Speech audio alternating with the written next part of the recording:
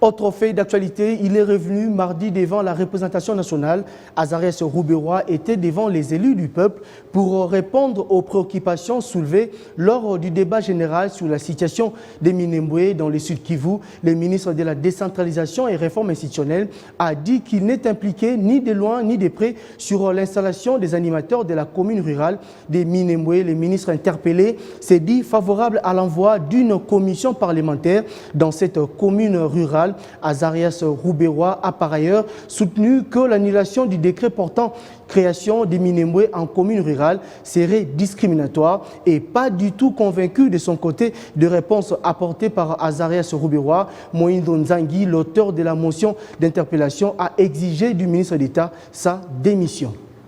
Comme pré-rappelé dans ma réponse à l'interpellation de l'honorable Moïndo Nzangi, le bourgmestre de Minembwe, ressortissant de la communauté Banyamulenge, et le bourgmestre adjoint ressortissant de la communauté Babembe, et le secrétaire, mais lui n'a pas été nommé évidemment, il est ressortissant de la communauté Banyindu.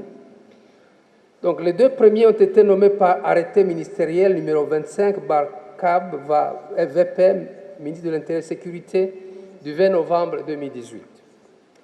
Par arrêté numéro 01 du 20 février 2019, le gouverneur du Sud Kivu a notifié par ses soins aux intéressés.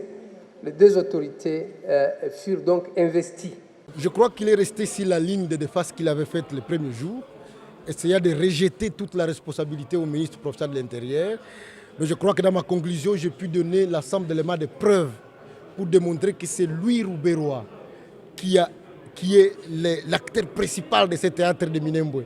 Il a planifié, il a programmé, il a tout fait pour intimider les communautés locales, en venant avec les diplomates, avec les militaires, avec les députés, qu'il a pris dans cette histoire-là pour l'installation de Minembwe.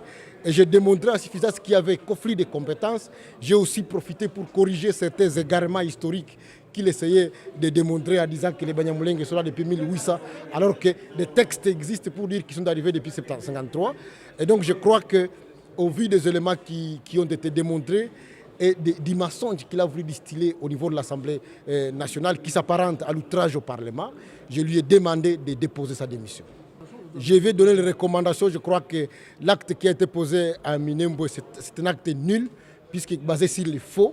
Et donc, ce décret-là doit être corrigé.